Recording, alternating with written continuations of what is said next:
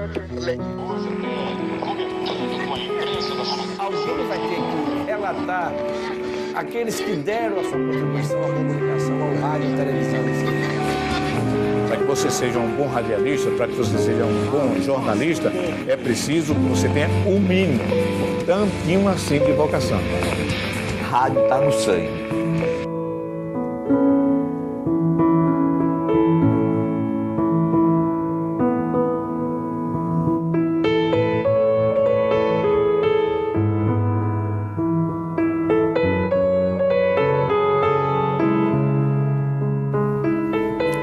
Olá! O Memória do Rádio Sergipano desta semana é com a tia Nazaré, Nazaré Carvalho, a baluarte da comunicação sergipana. Vamos ouvir um pouco da sua história. Porque o rádio fez Nazaré Carvalho. Foi o rádio. A televisão me deu tia Nazaré.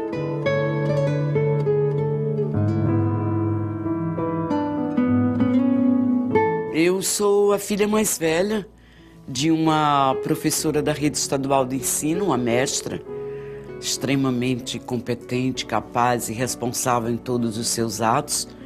Eu tenho 5 irmãos, sou a mais velha e a única mulher. O meu primeiro emprego foi... Chegou um casal, veio um casal de São Paulo para cá, e instalou-se na rua de Siriri, aqui no centro, e produzia uma cera líquida de fundo de quintal, como a gente chama, uma cera que tinha que ser vendida nas residências, em domicílios. E aí ele contratou mocinhas, pessoas jovens, para fazer essa demonstração desse produto dele nessas casas. Eu fui uma das contratadas. Neste período, eu ouvi dizer que havia falecido uma moça que era funcionária de um supermercado chamado Paz Mendonça. Hoje ocupado pelo Bom Preço, o prédio na Praça João 23, que é ali em frente à rodoviária antiga, a rodoviária Luiz Garcia, que a gente chama a rodoviária velha. E alguém me disse que essa moça, que chamava-se Raimunda, que eu tenho no meu livro de orações, havia falecido num acidente em carnaval e parecia muito comigo. E se eu não queria ir lá tentar uma vaga para o trabalho. Aí eu fui no supermercado, orientada e conduzida por minha mãe Apunina. Eu fui lá e me apresentei ao gerente. Eu fui contratada de imediato para trabalhar no supermercado Bom Preço. Aliás, no supermercado Paz Mendonça, hoje é que é Bom Preço. E fui trabalhar no caixa. O que aconteceu?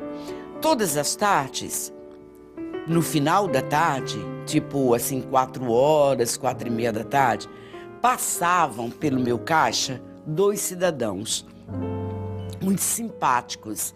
E aí eles compravam bobagem, bala, caixa de fósforos, um pacote de biscoito, sei lá, coisa muito pequena.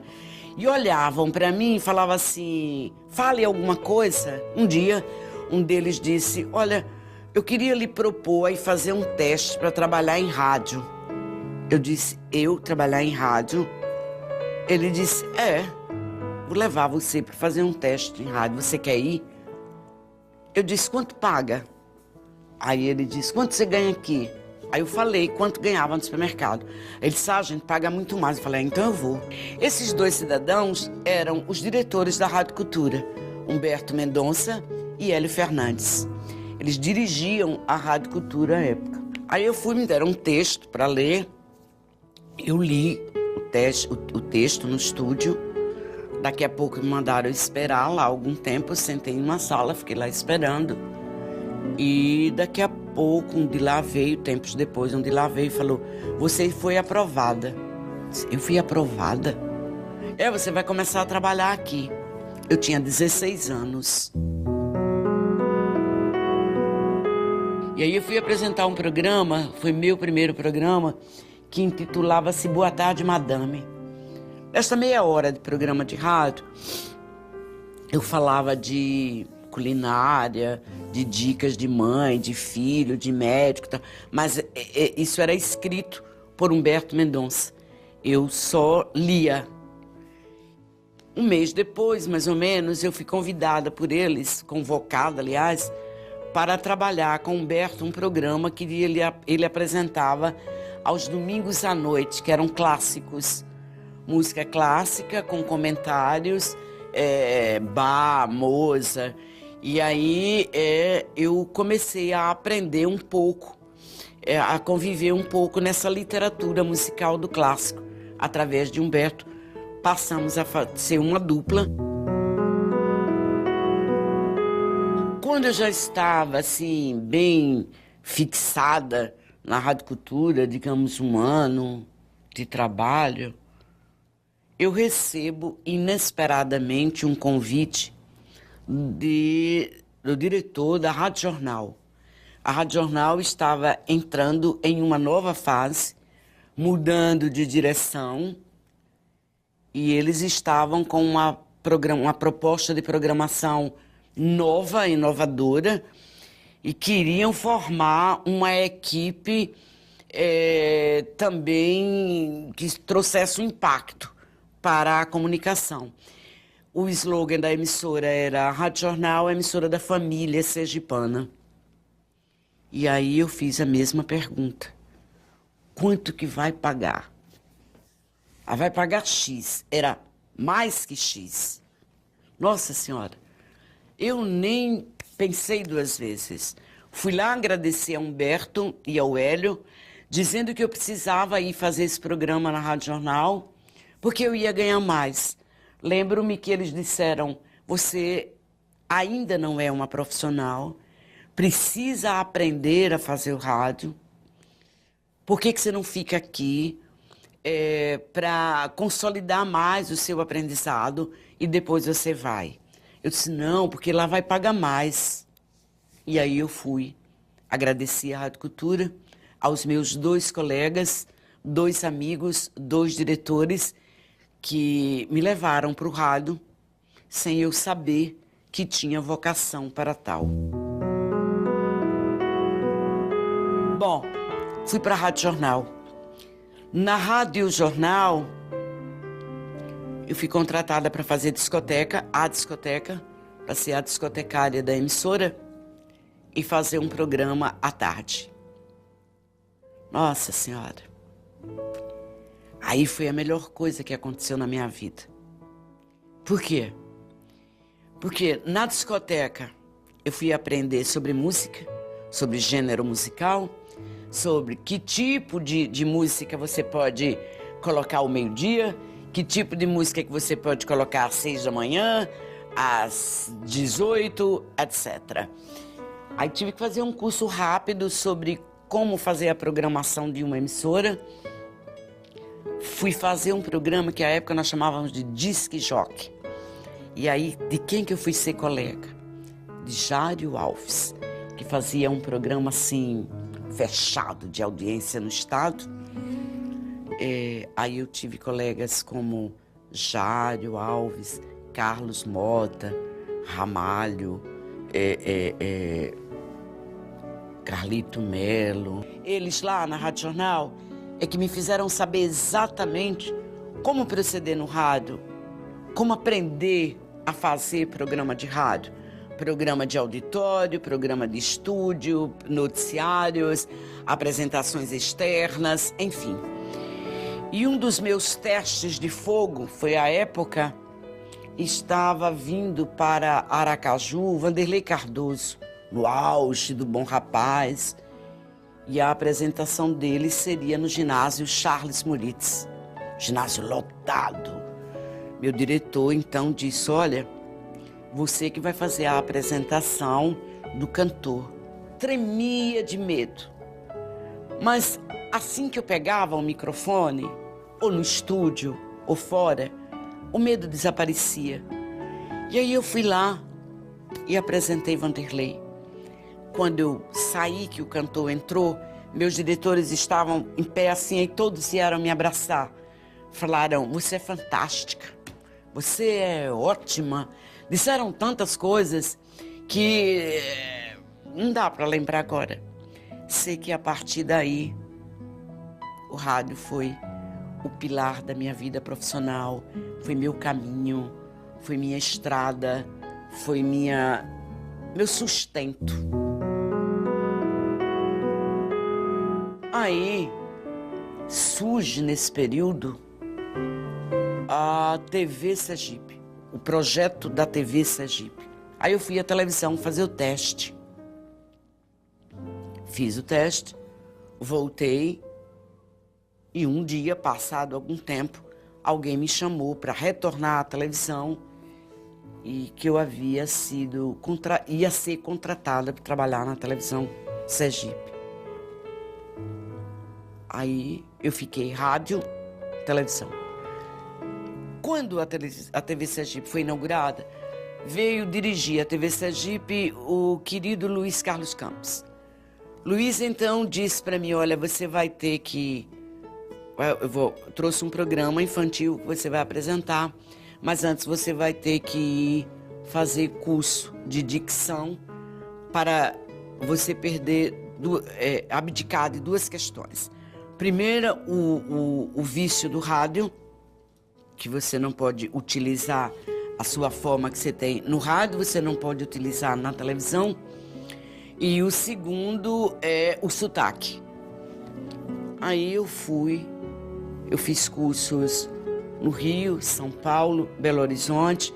Fui aluna de uma das vozes mais belas deste país, que é a Iris Letier, que faz aquela chamada do aeroporto Galeão no Rio de Janeiro, né, que é tida como um patrimônio do Rio de Janeiro.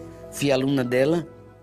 Fui aluna de Sinira Arruda, trabalhei com outras pessoas que me ensinaram, quer dizer, trabalhei não, fui aprendiz dessas pessoas. Eu tinha muitos problemas com as mãos, o que fazer com as mãos na televisão, e aí tirou aquele sotaque meigo que a locutora tinha. A locutora falava macio, falava com medo, falava de forma tímida, suave. Aí a televisão tirou isso, por causa do sotaque que eu tive que mudar. Aí lá estou eu, e trabalhando no rádio, mantendo a minha vida no rádio. Quando surge a Rádio Atalaia, o Ribeirinho, o Sodré, como chamávamos, chegou para dirigir a Rádio Atalaia, que estava sendo inaugurada. E aí ele também queria formar uma equipe para a nova emissora. Diretor artístico. E aí me convida. Já foi mais difícil eu sair da Rádio Jornal, porque as minhas raízes estavam bem presas lá. Então doeu, chorei, senti assim uma separação, a dor da separação. Talvez a primeira dor da separação que eu tenha sentido tenha sido quando eu saí da Rádio Jornal para a Rádio Atalaia. Mas eu tive o aval de todos os meus colegas, porque a Rádio Atalaia era um novo horizonte. Ela chegava com uma nova perspectiva, ela chegava com um novo projeto de rádio e com uma tabela 3 vezes superior de pagamento àquela que a gente tinha. Então, nossa senhora, como que eu não ia? Aí o programa, logo na primeira semana, ele foi colocado no ar e era um programa que não tinha no estado. Ele era dividido em partes e tinha uma reportagem externa. Pela primeira vez, o rádio estava indo para a rua fazer a reportagem externa. A equipe de jornalistas também auxiliava o programa. Era um programa que unia tudo: música, arte, cultura, beleza, fofoca. Lembro que tinha um cronista, e ele era advogado, muito bem conhecido, Laurindo Campos, tinha um programa de fatos antes, mas ele dava dicas dentro do show em 4 tempos. O programa ficou no ar. anos. Na Rádio Atalaia eu permaneci durante muitos anos. Fui demitida de forma conscientizada, porque eu tinha que conciliar a faculdade, já uma atividade política partidária, e a televisão, além de mãe, dona de casa, etc, etc. Aí eu aceitei deixar a rádio Atalaia e ficar só com a televisão. Talvez tenha sido um dos meus maiores enganos.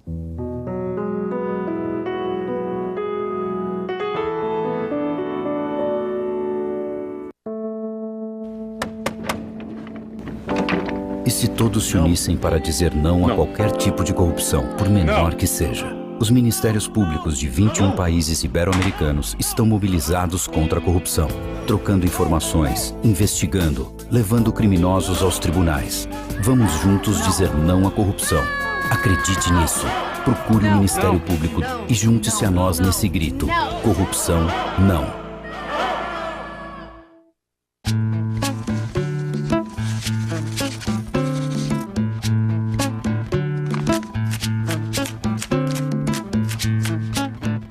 Sempre que me procuro e não me encontro em mim, pois há pedaços do meu ser que andam dispersos nas sombras do jardim, nos silêncios da noite, nas músicas do mar, e sinto os olhos sob as pálpebras, imersos nesta serena unção crepuscular que lhes prolonga o trágico três-noite da vigília sem fim. Abro meu coração como um jardim e desfolho a corola dos meus versos. Faz-me lembrar a alma que esteve em mim e que um dia perdi e vivo a procurar, nos silêncios da noite, nas sombras do jardim, na música do mar.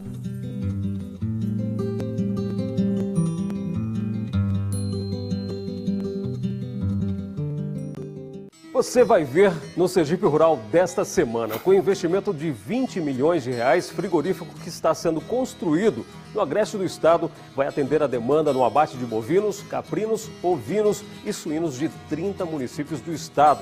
Vamos destacar uma das 100 piores espécies vegetais invasoras encontradas no mundo, a leucena. Em Aracaju, ela causa estragos nos manguezais. Tem os detalhes da força-tarefa do governo para minimizar os efeitos da estiagem em Sergipe. E ainda, nossos repórteres viajaram à região do Vale do Cotinguiba para conhecer a renda irlandesa, confeccionada pelas mãos talentosas das rendeiras de Divina Pastora. Essas e outras notícias você assiste no Sergipe Rural, que vai ao ar no sábado às 7h30 da manhã, com reprise no domingo às 8h30 e na quarta-feira às 9 da manhã. E eu espero você.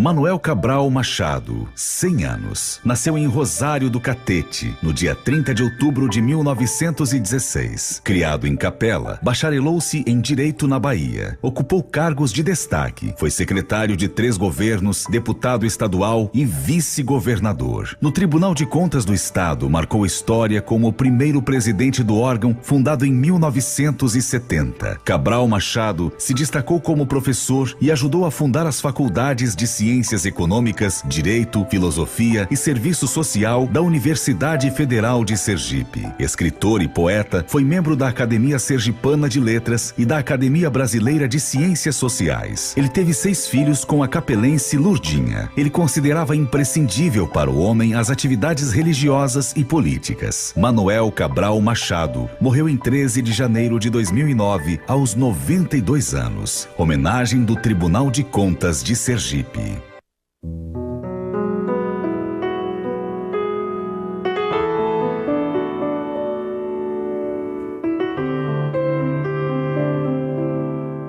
Mais tarde, eu fui demitida da televisão sem receber nem um tchau. Nem para dizerem assim, olha, você foi importante. E aí eu passei a dizer que eu já fui história e hoje sou geografia. Então veja bem, o que é o rádio na minha vida? Sim, aí quando eu saí de lá, eu já fui para outras emissoras. Messias Carvalho me levou para a Rádio Liberdade, onde eu fui substituir a minha colega Lourdinha Guzmão fazendo o programa Mulher Maravilha. E mais recentemente, eu fui para a Rádio APP, AM, e fiz lá durante 4 anos, me parece, um programa todas as manhãs de sábado, onde construí de novo, maravilhosamente, novos e queridos amigos. Deixei a emissora, a PRP, porque eu não era remunerada, eu era requisitada como funcionária do Estado para lá. Com o advento da aposentadoria e também com outras coisas que eu acrescentei na minha vida, como a minha atividade acadêmica, eu cresci o número de aulas na faculdade para ministrar mais aulas. Também assumi outras funções na Faculdade Pio X, como ouvidora, assessora de comunicação. Então, meu tempo ficou muito cheio, não deu para eu continuar. Se você me perguntar qual a minha maior dor profissional, é não exercer a minha profissão. Eu acho, assim, desumano, desnatural,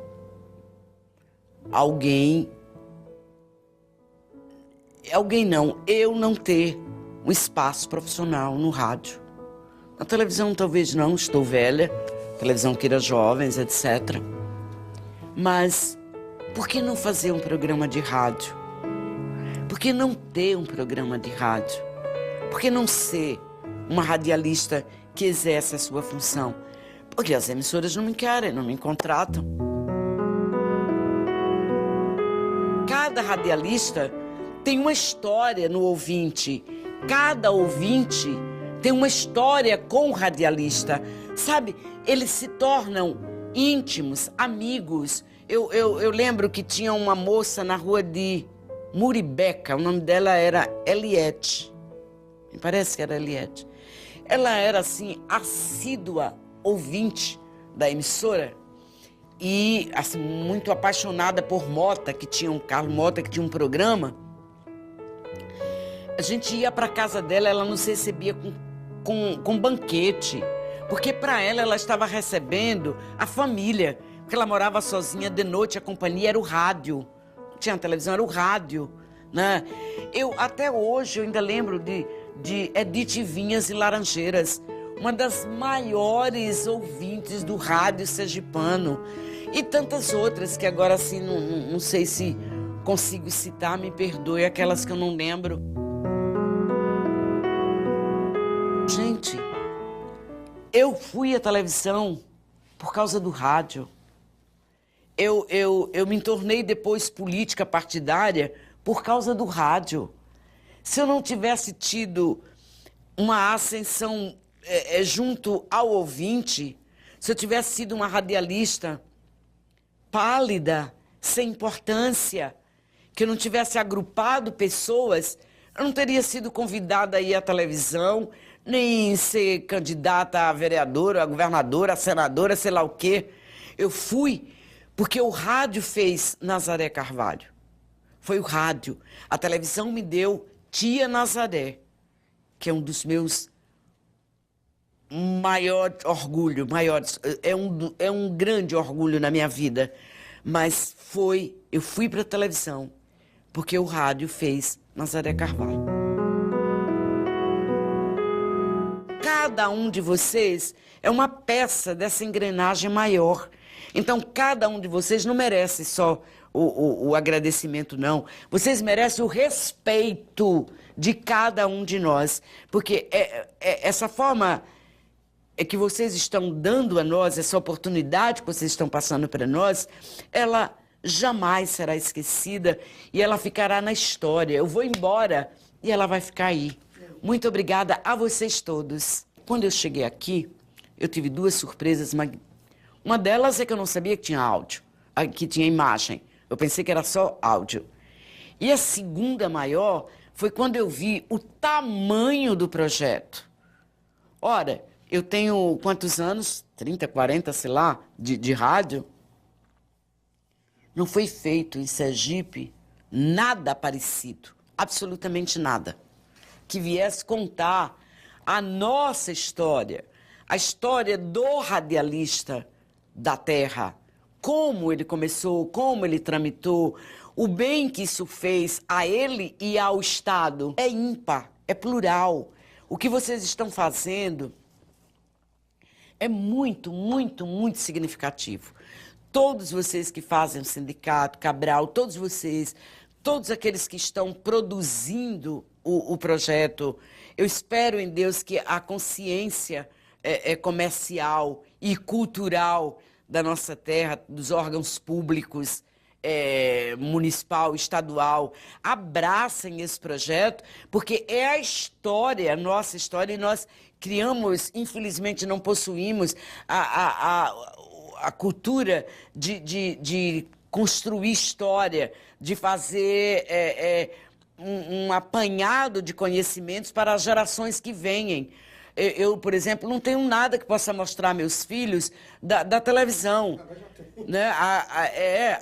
Do rádio eu terei. Veja, eu lecionei, ministrei aulas na Faculdade de Cultura Brasileira, Cultura Sergipana. Mandar meu aluno fazer uma pesquisa sobre o rádio de Sergipe, ele pergunta: aonde, professor, eu vou encontrar? Que biblioteca tem? Onde é que tem? Quer dizer, por quê? Porque nós sempre fomos alheios a essa grandiosidade cultural. Agora não. Agora vocês chegam, e eu só tenho que parabenizar e pedir aos meus colegas, a vocês, que tragam todos, e os que eu encontrar por aí, a gente vá, porque na verdade, fantástico. Parabéns, parabéns, parabéns e muito obrigada por me incluírem nessa história.